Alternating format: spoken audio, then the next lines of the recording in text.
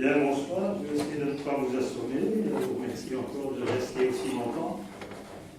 Moi, je suis conseiller énergie. Enfin, j'ai été conseiller énergie jusqu'il y a peu, parce que je suis pensionné depuis le 31 mars. Et je suis d'ailleurs une activité complémentaire qui me permet de poursuivre le même type d'action, notamment de proposer mes services à d'autres communes. J'ai été conseiller énergie pendant 10 ans et demi, donc je peux vous faire le bilan.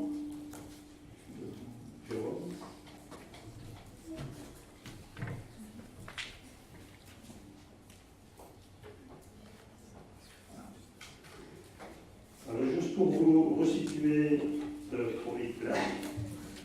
Voilà. Le territoire de Lyon, c'est le nord de la province de Namur, pour ceux qui le savent. Superficie environ 10 000 hectares.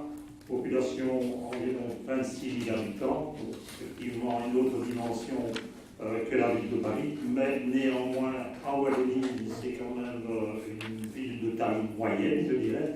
Et on peut compter environ 12 000 bâtiments. Et petite caractéristique, on est en développement, en croissance au niveau de population d'environ un peu moins de 20% depuis 2006. C'est important parce que dans le cadre de la Convention des maires, on se fixe soit un objectif absolu, en termes de quantité d'émissions à une échéance donnée, soit en termes relatifs par tête d'habitant. Et donc, nous avons choisi, effectivement, du fait de ce contexte particulier de la ville de Lyon, un certain nombre d'autres communes, c'est la même chose, justement, de fixer l'objectif par tête d'habitant. Alors, sur 10 ans, nous avons quand même fait pas mal de travaux. Peut-être pour vous resituer les choses, la mission des conseils énergie dans les communes sont particulières et sont quand même bien définies par un décret de la région. Je pense que c'est la même chose de la région de Bruxelles, même ordre de grandeur. Et donc il y a essentiellement 3 missions. Une mission de gestion du patrimoine communal, donc des bâtiments communaux. Une mission de sensibilisation de la population, tous azimuts, je dirais. Et une mission de contrôle, de vérification des permis d'urbanisme, puisque depuis une dizaine d'années, il y a dans les régions des réglementations qui fixent des performances minimales au niveau énergie dans les nouvelles constructions. Donc ça, c'est les 3 missions principales. Et depuis la signature de la Convention des maires, donc depuis environ 2014, il y a une mission supplémentaire qui s'est rajoutée, c'est la coordination justement de la politique territoriale, qui dépasse largement la gestion des bâtiments communaux. Ça, je vous montrerai quelques chiffres quand même assez significatifs. Et donc, peut-être signaler, on a fait des tas d'actions, sensibilisation sur 10 ans, je peux vous dire qu'on a touché, puisque tous les ans, on doit faire un rapport bien détaillé pour la région, parce qu'on est subventionné. Et donc, on a plus de 8000 contacts sur 10 ans, c'est quand même pas négligeable, sur une population de 25-26 000 habitants. On a fait des tas d'activités, que ce soit conférences ou visites d'installations de performance, etc. Et particularité, en ce qui concerne la rénovation des bâtiments du patrimoine communal, on a quand même mené sur 10 ans 152 projets énergétiques, pas liés nécessairement aux travaux, dont une très grande majorité se font du marché public, et on économise environ 5 millions de kilowattheures, ce qui est quand même pas mal, parce qu'il faut savoir qu'en 2006, l'ordre de grandeur de la consommation du patrimoine communal, c'était 10 millions de kilowattheures. Donc on est à un ordre de grandeur, à l'heure d'aujourd'hui, de 50% en termes énergétiques, ce qui dépasse même les 400 000 €, parce qu'il faut aussi traduire pour les autorités communales, c'est intéressant, non seulement de parler en termes d'énergie, mais surtout de parler en termes de finances. Et donc pour eux, se rendre compte qu'on économise grâce à ça plus de 400 000 € par an, c'est extraordinaire, ce qui permet effectivement de poursuivre une telle politique. Alors peut-être pour situer les idées, parce qu'en 2012, on a fait un bilan lorsqu'on a justement établi notre plan, enfin commencé à établir le plan énergie durable pour la Convention des maires. Donc la quantité de CO2 économisée était de l'ordre de moins 40% pour le patrimoine communal, pour l'ensemble du territoire. Et donc, à l'heure d'aujourd'hui, 4 ans plus tard, on a dépassé, on est certainement de l'ordre de 60%, donc on va faire cet inventaire qui doit se faire tous les 2 ans, etc. Et donc, dans la Convention des maires, nous avons répondu à un appel d'offres de la région qui a lancé ce qu'on appelle le plan POLEC, Politique locale énergie-climat, c'était en 2012. On s'est porté candidat, c'était des communes pilotes à l'époque, parce qu'il n'y avait que 20 communes qui étaient sélectionnées. Nous avons été sélectionnés. Nous avons lancé l'adhésion à la Convention des maires dès 2013 et on a établi notre plan d'action énergie rurale jusqu'à fin 2014. Peut-être ça c'est pour montrer un peu l'évolution dans le temps, puisqu'on parle de l'année 2008, au moment où je suis rentré plus ou moins, jusqu'à fin 2017, et on voit l'évolution des diminutions, enfin des augmentations des diminutions des économies d'énergie attendues en kilowattheure par an. On a quelques paliers parce qu'à certains moments, il y a eu aussi des appels d'offres au niveau régional pour octroyer des subventions plus importantes. Et donc, c'est un peu ça qui, à certains moments, on voit des paliers très significatifs. Donc, je ne rentre pas trop dans ces détails-là. Alors, le contexte du plan POLEC, c'est effectivement rencontrer les objectifs de la Convention des maires. Nous étions à l'époque dans le cadre de la première salve en région wallonne. Et la Convention des maires à l'époque partait sur des objectifs 2020 par rapport à une année de référence 2006, avec des réductions de l'ordre de 20% de consommation d'énergie, 20% des émissions de gaz à effet de serre et produit 20% d'énergie renouvelable. Particularité aussi, c'est un engagement volontaire. Je retourne en arrière. Voilà. Alors, le rôle de la commune dans ce cadre-là, puisque en fait, on s'adresse non plus au patrimoine communal seul, mais à l'ensemble du territoire et à l'ensemble des acteurs situés sur le territoire. Et donc, la commune, dans ce cadre-là, elle joue principalement le rôle de chef d'orchestre, celle qui est à l'initiative, celle qui incite les acteurs à participer, etc. Et alors, ça, je ne sais pas si je peux rentrer dans les détails. Donc, en gros, on part de la signature de la Convention des maires en bas, et puis on définit une stratégie à long terme, on définit un plan d'action, et puis après, il faut le mettre en œuvre, et donc on en est à ce stade-là, à ce stade-ci. Alors, le plan d'action, donc on avait un plan POLEC 1, c'est dans le cadre duquel on a défini notre plan. Et puis après ça, pour la mise en œuvre, il y a aussi eu un plan POLEC 2, où nous sommes inscrits aussi, nous avons eu aussi une subvention, des taux pour les majorités des autorités communales, lorsqu'il y a des subventions à la clé, pour eux c'est important pour les inciter à aller dans un certain sens. J'ai été trop vite, non voilà, c'est bon. Peut-être le résultat en 2006 pour simplement situer où on en était, donc 421 000 MWh, les répartitions d'énergie par poste entre le résidentiel, le transport, le tertiaire, l'agriculture, principalement le résidentiel, en grande partie, l'agriculture étant relativement faible. Et alors, particularité, parce que sur les années, nous avons justement mis en œuvre une action très importante au niveau de la rénovation des bâtiments. Et donc, si on prend tout ce qui concerne les bâtiments sur Gembloux, ça représente quand même 83%, si on ajoute le tertiaire. Et l'industrie, chez nous, à Gembloux, sont toutes des petites entreprises, donc c'est essentiellement de la consommation dans des bâtiments, très peu de process industriels. Et donc, 80%, c'est quand même très important. Alors, en termes d'émissions de CO2, c'est à peu près la même chose, sauf qu'il y a une différence au niveau de l'agriculture, parce que Gembloux, nous sommes ce qu'on appelle l'agrobiopôle, nous appelons l'agrobiopôle wallon en matière d'agriculture, donc c'est stratégiquement important de tenir compte des émissions indirectes de l'agriculture, on implique le bétail et la façon dont c'est cultivé, avec les engrais, les pesticides, etc. Et donc, la part de 3%, cité tout à l'heure, elle est portée en émissions de gaz à effet de serre de 1%, ce qui veut dire que les autres sont un peu diminués. Mais il reste encore au niveau du bâti, pratiquement 70% quand même, vous voyez que c'est très important. En termes financiers, ça c'est intéressant de le voir aussi. Donc, on avait En 2006, 421 000 MWh. Au coût de l'époque, ça représentait 44 millions d'euros de dépenses pour l'énergie. En 2012, donc 6 ans plus tard, le coût de l'énergie a augmenté. Si on ne fait rien, si on n'avait rien fait entre les deux, ça veut dire qu'il y avait une augmentation de 12 millions d'euros, et quand même significatif. Bon, ça c'est quand même intéressant de voir un peu les chiffres. Alors, le plan d'action, rassurez-vous, je ne vais pas vous le détailler. On peut d'ailleurs trouver sur le site internet de la ville.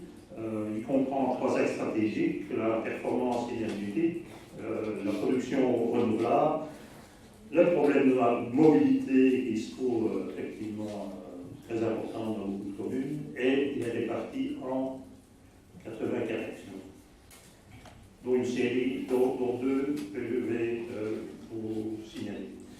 Alors en gros, donc, nous avons une obligation d'atteindre un objectif minimum de moins 20%. Nous avons fait un plan qui a fait moins 28%. Bon, c'est déjà pas mal.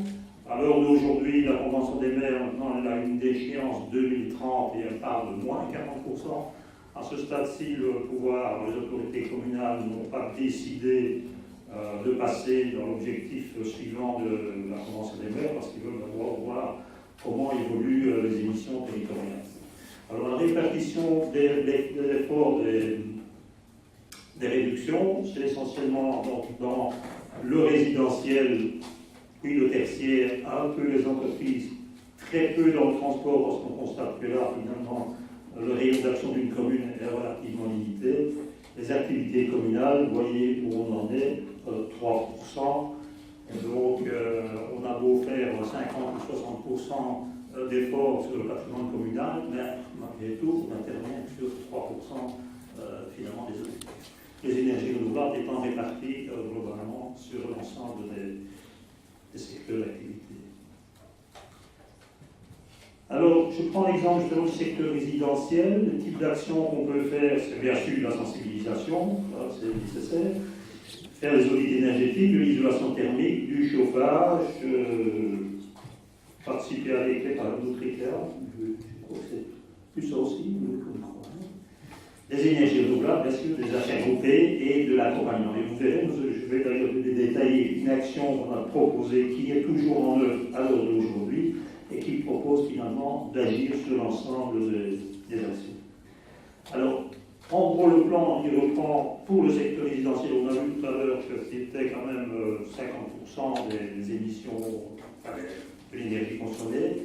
Donc, consommation 2006, environ 50 000 tonnes d'équivalent CO2. Objectif, c'est à peu près un tiers, diminuer d'un tiers. Et c'est réparti, ça rejoint en gros ce que j'ai entendu dans les intervenants précédents, moitié-moitié économie d'énergie, l'autre moitié énergie renouvelable. Alors si on détaille on voit le post-isolation, les conversions de chaudière, les énergies renouvelables, donc on a aussi la biomasse solaire, les pompes à chaleur, etc. Alors, dans notre plan d'action, nous avons actuellement mis en œuvre 3 marchés de services. D'abord, une expertise juridique, économique et financière pour des projets en entreprise, essentiellement pour biomasse et photovoltaïque. Une étude de faisabilité de projets de biomasse agricole, donc pour pouvoir proposer aux agriculteurs de modifier et de devenir finalement producteurs énergétiques, notamment soit pour faire du biogaz méthane à partir de leurs déchets agricoles, soit pour faire des cultures énergétiques. Une part des terres agricoles peut être dédicacée à ce type de culture et d'autres produire de l'énergie pour d'autres utilisateurs. Et là, je vais détailler un peu plus, c'est l'encadrement d'un groupement d'entreprises pour proposer de la rénovation énergétique dans les bâtiments existants. Donc bâtiments privés par le bâtiment public. Et alors, on a aussi fait un programme de sensibilisation des entreprises qui est toujours en cours. Alors, particularité du territoire de Jambourg, je pense que c'est généralisable pour l'ensemble des communes, en tout cas au Wallonie, ou celles peut-être plus particulières. 75 des habitations datent d'avant 1980, donc sont relativement anciennes, et au moment où il n'y avait absolument aucune réglementation thermique. Donc là, on peut s'attendre à ce qu'il y ait très peu d'isolation. Et effectivement, seule une toiture sur deux est isolée. Quand elle est isolée, il n'y en a même que 10% qui est isolé avec un isolant supérieur à 12 cm. À l'heure d'aujourd'hui, la réglementation wallonne, en tout cas, elle exige quasi 18 cm, donc même plus. Les murs extérieurs sont isolés dans moins de 30% des cas, et encore là, on se rend compte que l'épaisseur de l'isolant est très faible. Et en 2020, quasi toutes les chaudières, 90% des chaudières placées avant 2006 auront plus de 20 ans et devront être remplacées. Puisqu'à partir d'un certain niveau, la technologie évolue tellement, on a intérêt à la remplacer, on va faire une économie d'énergie substantielle. Et alors, il y a les possibilités de renouvelables sur les bâtiments, on parle notamment du photovoltaïque. En moins de 8 ans, on a réalisé plus de 1200 installations photovoltaïques sur le territoire de Lyon. Alors, on peut s'interroger aussi pourquoi est-ce qu'on ne fait pas de la rénovation plus rapidement, en déchets. En tout cas, on se rend compte, il y a eu une étude stratégique menée par la région publiée l'an dernier qui a mis en évidence le fait qu'en moyenne, de façon naturelle, dans les communes wallonnes, on rénovait à peu près 1% des habitations. Encore rénover, on ne dit pas que c'est une rénovation globale, hein, mais 1%, ça veut dire qu'il faut atteindre cet objectif, finalement, il faut attendre 100 ans. C'est un peu trop long par rapport aux objectifs de la Convention des maires. Et donc on se rend compte qu'il y a des problèmes de frein, des moyens financiers, propriétaires ont problème à ce niveau-là.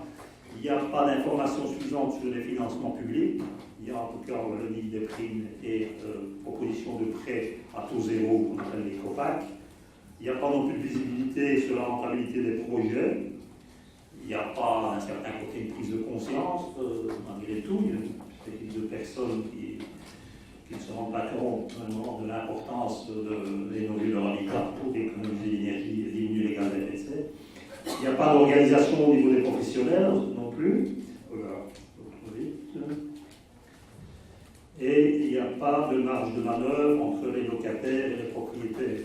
Au moment, le propriétaire se contente de louer, même si son logement est très énergivore, ben c'est le locataire qui paye.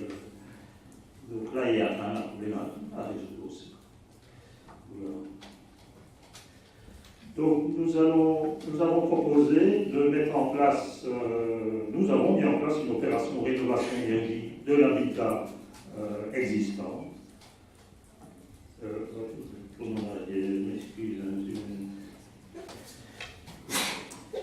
Alors je pense que c'est une opération très importante parce qu'en fait elle vise à non pas passer du 1% de rénovation naturelle à 10% en une fois, il ne faut quand même pas rêver, on ne va pas révolutionner tout le secteur. D'abord, il faut que les gens aient les moyens, il faut aussi qu'on ait un service pour accompagner ces gens-là.